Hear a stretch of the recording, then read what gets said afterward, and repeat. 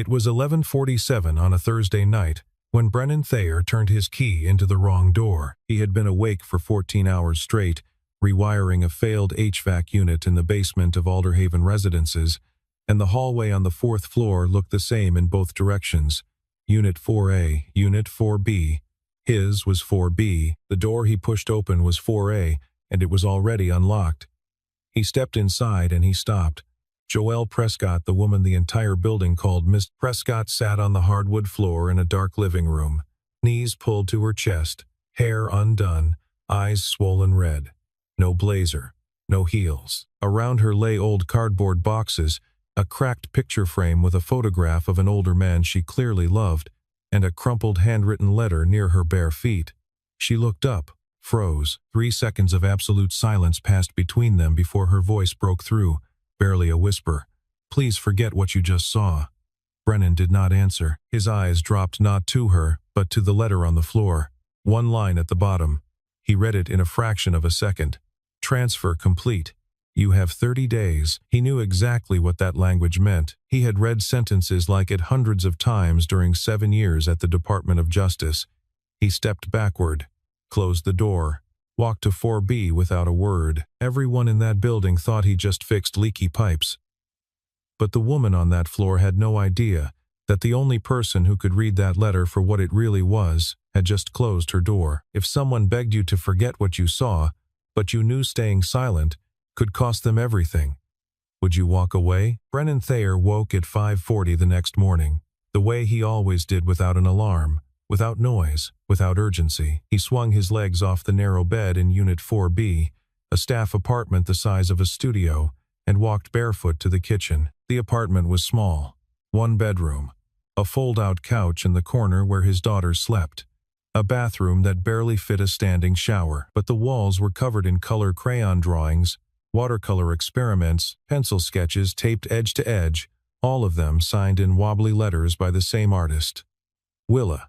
She was 8 years old, and she drew everything: trees, stars, her father's boots. The view from the rooftop where the two of them lay on a blanket every Friday night and watched the sky turn.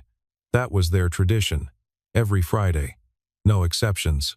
She appeared in the kitchen doorway now, hair tangled, dragging a stuffed bear by one arm. She climbed onto the stool at the counter and opened her sketch pad while Brennan poured cereal and sliced a banana onto the side of her bowl. She was drawing something new: 2 figures lying on a flat rooftop, a dark sky above them, stars everywhere, one star bigger and brighter than the rest, colored in thick yellow crayon. She tilted her head without looking up.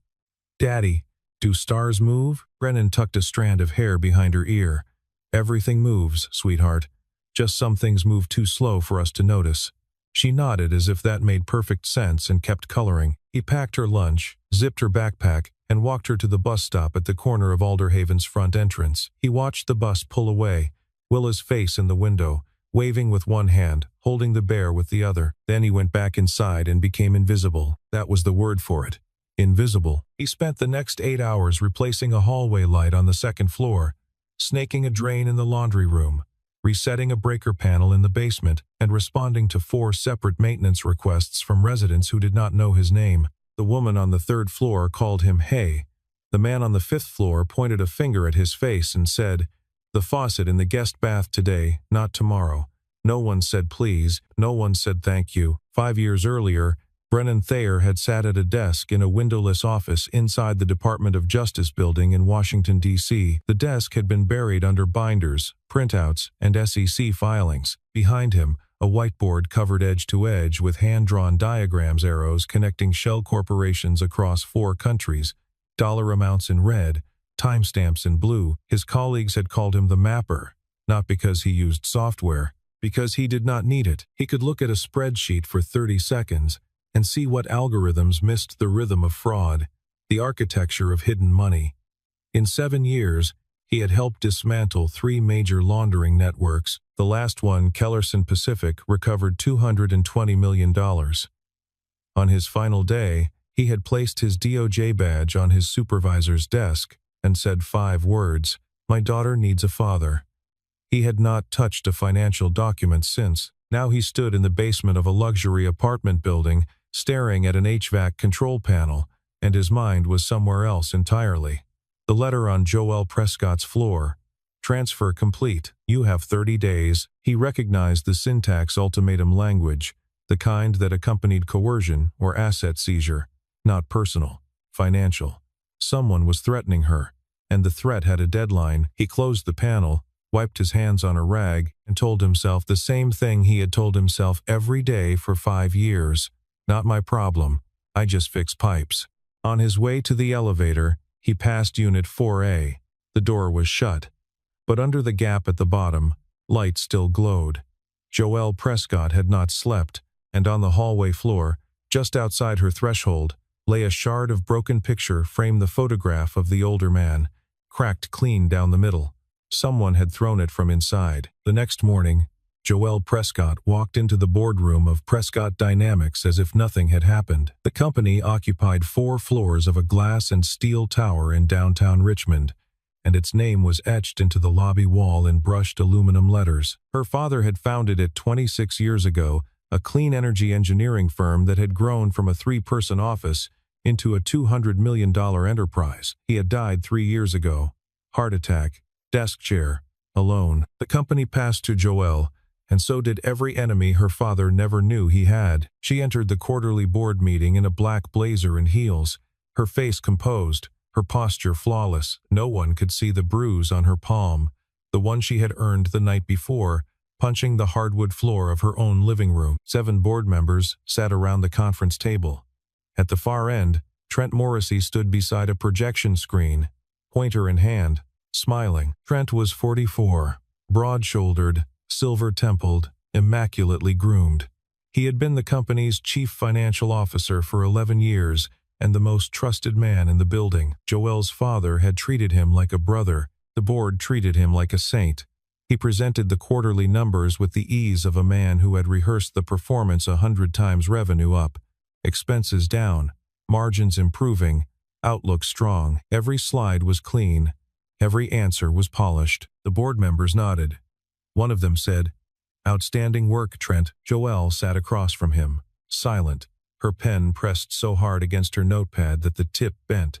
She knew the numbers were wrong. For 3 months, she had been tracking an anomaly in the company's cash flow, $14 million routed through consulting fees that no one could explain, payments to firms she had never heard of, authorized by a signature she could not trace. The boxes in her apartment, the ones Brennan had seen, contained financial records from her father's era, documents she had been comparing line by line to current filings. Searching for the moment the money started disappearing. The letter was from a law firm she did not recognize, referencing a transfer of contested assets and a 30-day compliance window. She did not fully understand what it meant. She was not a financial analyst, but her instinct screamed that someone inside this company was stealing it from the inside out. After the meeting, Trent paused at the door and turned to her. His voice was warm, almost paternal. "You look exhausted, Joelle. Maybe take a step back, let the finance team handle the heavy lifting." It sounded like concern. It was a cage. She said nothing, and he walked away. That evening, she returned to Alderhaven. The elevator doors opened on the 4th floor, and Brennan was standing in the hallway, replacing a light fixture above Unit 4C. Their eyes met. Joelle pulled her gaze away, stepped out, and shut the door of 4A behind her without a word. She did not know that Brennan had stood in that hallway for 3 full seconds after the door closed, looking at the light still bleeding under her threshold. The following Saturday, Trent Morrissey hosted a charity gala on the rooftop lounge of Alderhaven Residences. It was his idea, a donor event for the Prescott Foundation, attended by board members, investors, and Richmond's wealthiest families. Jazz quartet, champagne, catered hors d'oeuvre on white linen, the kind of evening designed to remind everyone in the room that Trent Morrissey was not just a CFO, he was the heartbeat of the company. Brennan had been assigned to work the event, not as a guest, as labor. He spent the first hour adjusting microphone levels, running cable along the railing, checking the portable generator, and hauling chairs from the storage room on the 3rd floor. He wore his usual gray maintenance shirt. No one spoke to him. No one looked at him. He was furniture. Midway through the evening, Trent stepped up to the microphone. The crowd quieted. He began a toast, gracious, eloquent, warm, and then his eyes landed on Brennan, who was kneeling near the speaker stack, plugging in a backup cable. Trent paused, smiled, turned to the audience. "Ladies and gentlemen, I want you to meet the most essential man in this building." Laughter rippled through the crowd. "He keeps our toilets running." More laughter. Trent stepped down from the riser, crossed the floor, and clapped Brennan on the shoulder like they were old friends. "No offense, buddy. Someone's got to do it, right?" The guests chuckled. A few raised their glasses. Brennan stood slowly. He did not smile. He did not flinch. He looked directly at Trent eye to eye, no movement, no expression, and said nothing. The silence between them lasted 2 seconds, and in those 2 seconds, something shifted in the air that no one else noticed. Joelle stood 3 meters away, holding a glass of wine. She did not laugh, but she did not speak either. She watched Brennan the way someone watches a stranger on a park bench, with distant, mild sympathy. "Poor man." An investor stepped forward, swirling a tumbler. "So what did you do before this?" The word "this" landed with deliberate weight. Brennan answered without hesitation. "Data work." The investor smiled. "Well, we all got to start somewhere." He turned away. Trent leaned toward Joelle, speaking just loud enough for the circle around them to hear. "See? This is why I handle the numbers, Joelle. Not everyone's built for it." The sentence was a weapon shaped like advice, aimed at Brennan, loaded for Joelle. Brennan stood still for 3 more seconds. Then he bent down, picked up the cable he had been connecting, plugged it into the speaker, and returned to his work as if nothing had happened.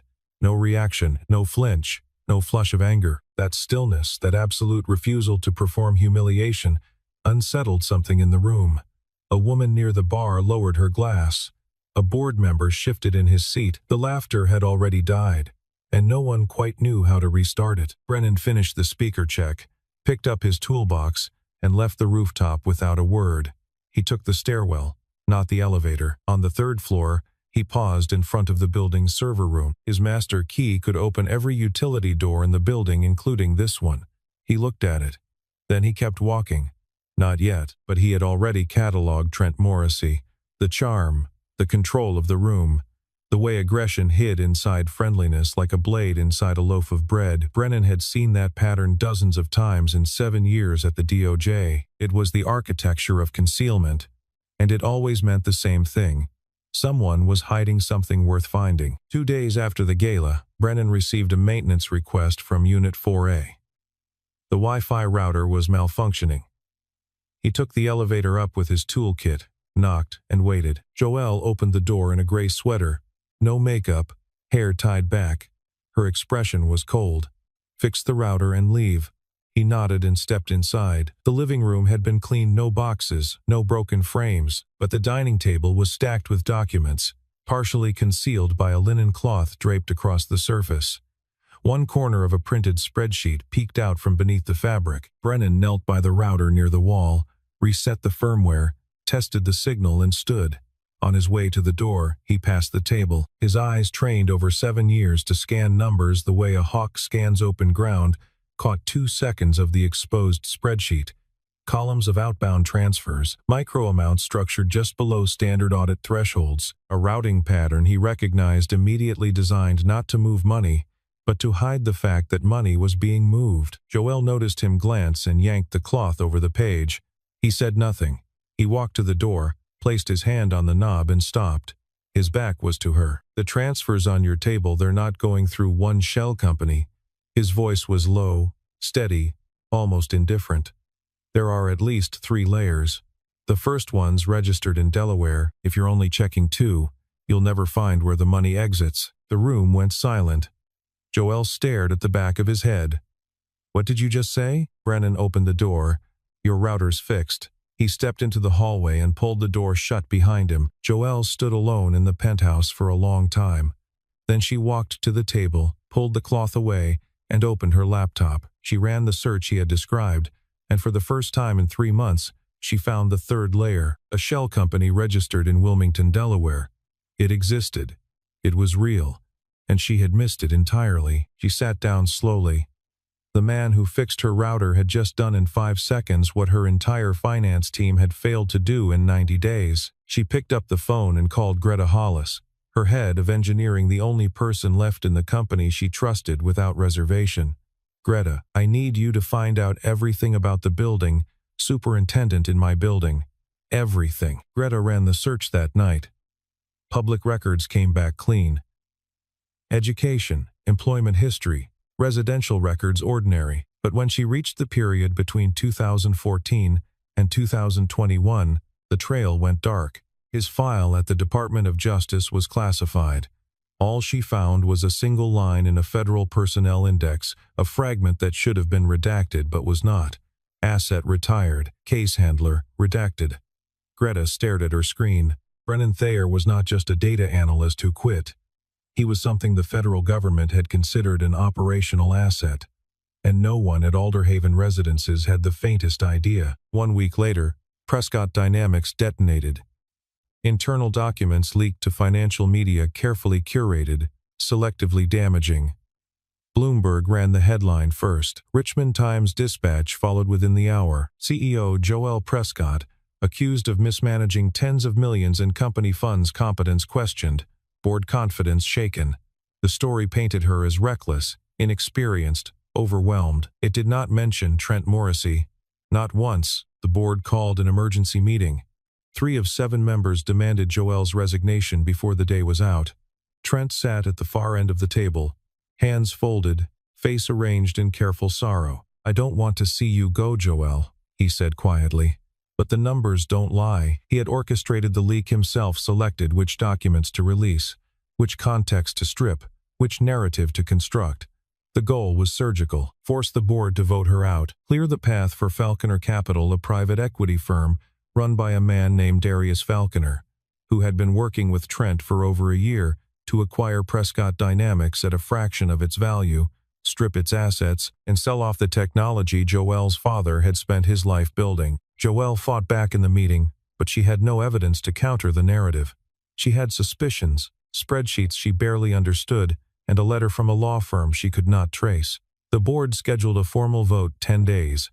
If she could not prove her case, she would lose the company. She returned to Alderhaven that evening and stepped into the elevator. When the doors opened on the 4th floor, Brennan was there, kneeling beside an air filter housing, screwdriver in hand. He looked up, she looked down. Neither spoke, but Brennan saw at the particular hollowness behind her eyes that meant someone was losing a war they could not afford to lose. That night, at 11:15, Brennan sat in the basement security office, monitoring the building's camera feeds, a routine end-of-day task. On screen 3, the lobby camera captured Trent Morrissey entering the building through the main door. Beside him walked a man Brennan did not recognize, mid-50s, gray suit, leather briefcase, posture that spoke of wealth so old it no longer needed to announce itself. The 2 men spoke for 11 minutes near the mailboxes, just out of earshot of the doorman. Then the stranger left. Brennan did not know his name. But he knew this was not a social call. He captured the screen timestamp, faces, duration, and saved the image to a personal drive. First piece of evidence, he went back to Unit 4B. Willa was already asleep, curled on the fold-out couch, bare tucked under her chin. Brennan knelt beside the bed, pulled a case from underneath a laptop, the one he had used at the DOJ, 5 years untouched, never wiped. He opened it. The desktop loaded slowly, and there it was, in the center of the screen, a single file icon. Mapper 531, the forensic analysis software he had written himself, line by line, during 18 months of tracking the Kellerson Pacific network. He had not opened it in 5 years. Tonight, he double-clicked. The program launched, and Brennan went to work. He had 2 sources: the spreadsheet pattern he had memorized from his 2-second glance at Joel's table, and publicly available records: SEC filings, Delaware Division of Corporations, Cayman Islands Corporate Registry. Mapper cross-referenced the data, layer by layer, connection by connection, and Brennan guided it the way a surgeon guides a scalpel: precise, patient, certain. By 4 in the morning, the picture was complete. $31 million had been siphoned from Prescott Dynamics over a 36-month period, routed through 4 shell companies in 3 jurisdictions, and deposited into a single account at a Cayman Islands bank. The account was registered under the name Morrissey Holdings Limited. Every transfer bore a digital fingerprint that pointed back to one man. Trent Morrissey was not protecting the company. He was hollowing it out. Brennan printed 14 pages, charts, timelines, transfer maps, account registrations, and a single photograph, the lobby camera image of Trent standing beside the unknown man. He placed them in a brown envelope, carried it upstairs, and set it on the floor outside Unit 4A at 6 in the morning. He knocked twice and walked away. Joelle opened the door in a robe, looked down, picked up the envelope. She read the first page standing in the doorway. Her hands began to shake. By page 4, she was sitting on the floor, the same floor Brennan had found her on the night everything. Started staring at a transfer map so detailed, so precise, it looked like it had been assembled by a federal task force. Page 11 held the camera image Trent and the stranger, time-stamped, undeniable. She found Brennan in the basement 20 minutes later. He was changing a water filter, sleeves rolled up, shirt damp with sweat. She stood 3 feet away, envelope in hand. "Who are you?" He looked up, wrench still in his hand. "The guy who fixes your pipes." She held up the report. "A team of forensic accountants couldn't trace this in 3 months. You did it in one night." He said nothing for a moment. Then, he set the wrench down and spoke without looking at her. "You've got 9 days before the board vote. That should be enough." He picked the wrench back up. Joelle stood there for what felt like a long time, watching a man in a maintenance uniform dismantle a water filter with the same hands that had just dismantled a $31 million fraud. She walked away without another word. But something had changed in the way she saw him permanently, irreversibly, and she knew it. She tested the report. She gave it to Greta Hollis for independent verification. Greta spent 2 days cross-checking every data point and came back with a single sentence. "Joelle, whoever made this, they're not guessing. This is the work of someone who has operated at federal level." And then Greta added what Joelle already suspected. There was a former senior accountant named Marcus Dunhill, forced out of Prescott Dynamics 2 years ago, under circumstances no one had questioned at the time. If they could find him, they might have a living witness. The problem was that Marcus had disappeared. Brennan found him in under 48 hours. The DOJ had trained him to trace people the way other analysts traced money through utility records, DMV filings, public tax assessments, the invisible fingerprints that every life leaves behind. Marcus Dunhill was living in a rented house on a dirt road outside Fredericksburg, Virginia, 60 miles south of Richmond. Brennan drove there alone on a Tuesday afternoon. Marcus opened the door with the face of a man who had been waiting for a knock he hoped would never come. He was thinner than his company photo suggested, with dark circles under his eyes and a beard that had grown past the point of intention. Brennan showed him the shell company diagram. "Trent used you to sign off on these transfers. You knew they were wrong. He threatened you, and you ran." Marcus stepped back, one hand gripping the door frame. "You don't understand. He has people, lawyers, connections." Brennan's voice did not rise. "He has a paper trail, Marcus, and right now, it leads to you." Marcus's hands trembled. "He said he'd destroy my family. My wife took the kids to her sisters in North Carolina. I haven't seen them in 14 months. Brennan looked at the man in front of him, a man who had been hollowed out by the same kind of fear Brennan had spent 7 years studying. "He's going to destroy 1,200 families if nobody talks." The silence that followed lasted almost a full minute. Then Marcus went inside, opened a drawer, and pulled out a black USB drive he had kept hidden for 2 years, 347 internal emails between Trent Morrissey and a man named Darius Falconer, detailing every phase of the acquisition plan. Marcus sat at his kitchen table, wrote a sworn statement in longhand, and signed it. Back in Richmond, Joelle had been digging deeper. Through a former contact at the FBI, she obtained a partially declassified personnel summary. The words on the screen made her sit perfectly still. Brennan Thayer, former lead analyst, DOJ Financial Crimes Unit, responsible for dismantling the Kellerson Pacific laundering ring, $220 million recovered, voluntarily retired, 2021. She read it 3 times.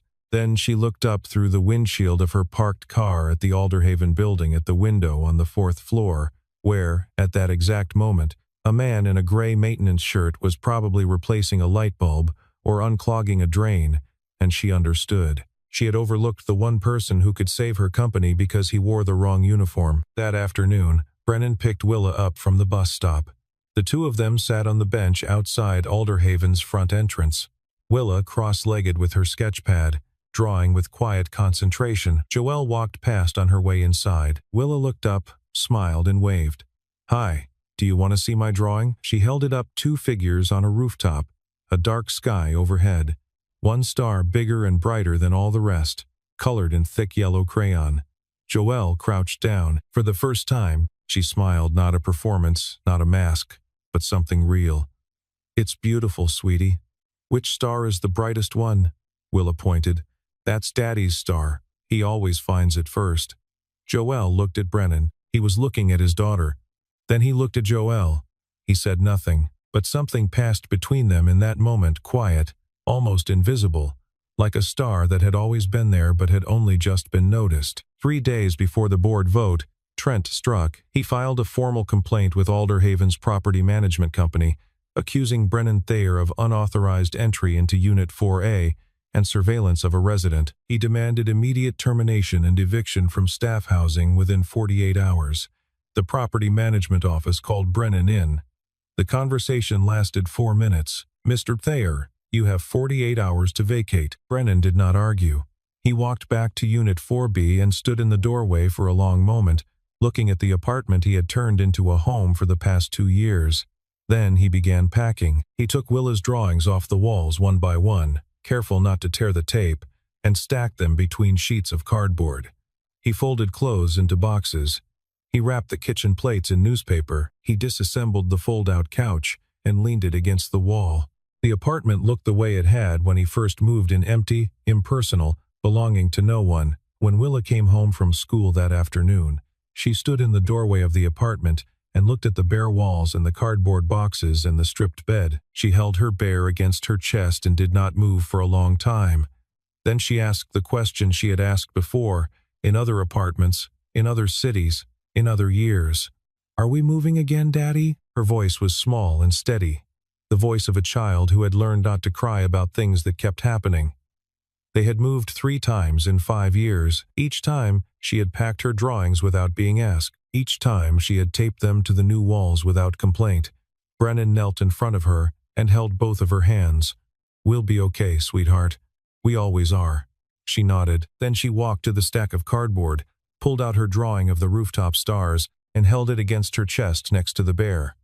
She was not going to let that one get packed. Joelle learned about the eviction that evening.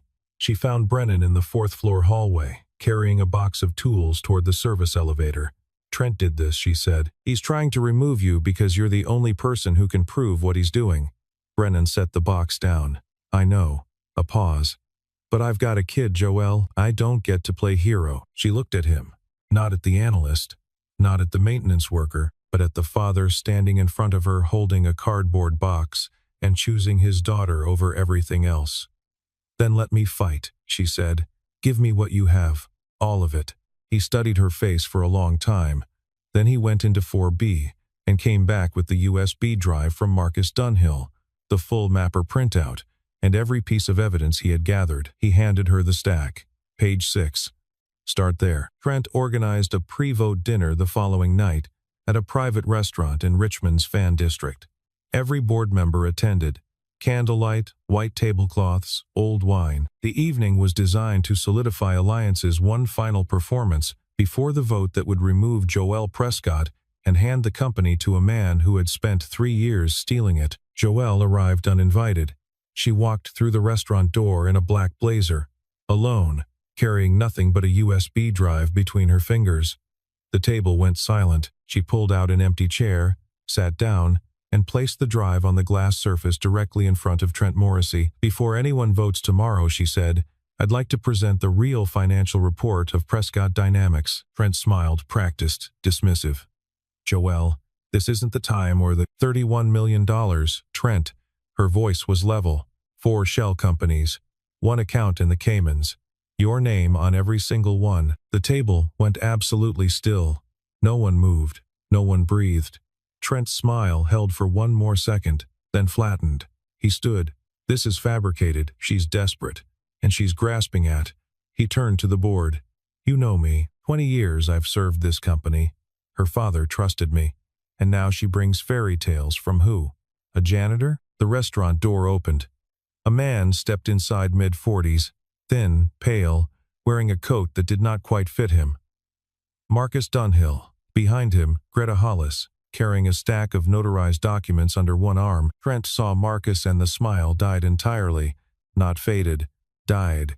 The way a light goes out when the wire is cut. Marcus sat down across from Trent and read his statement aloud. He described how Trent had coerced him into approving fraudulent transfers, how he had been threatened with criminal liability if he refused, how he had spent 2 years in hiding, separated from his family, terrified of retaliation. The USB drive was projected onto a laptop screen. 347 emails between Trent Morrissey and Darius Falconer, outlining the full scope of the takeover plan. Acquisition timeline. Target price. A list of Prescott Dynamics assets to be liquidated within 90 days of transfer. Greta presented the technical evidence next. She had documented how Trent had deliberately delayed 3 critical R&D projects over the past 18 months, starving them of resources, reassigning engineers, killing timelines, all to deflate the company's valuation and make Falconer's buyout cheaper. Estimated damage to enterprise value, $47 million. The board members read the documents. One by one, their faces changed. A man at the end of the table looked up from the printout. Is any of this true, Trent? Trent stood.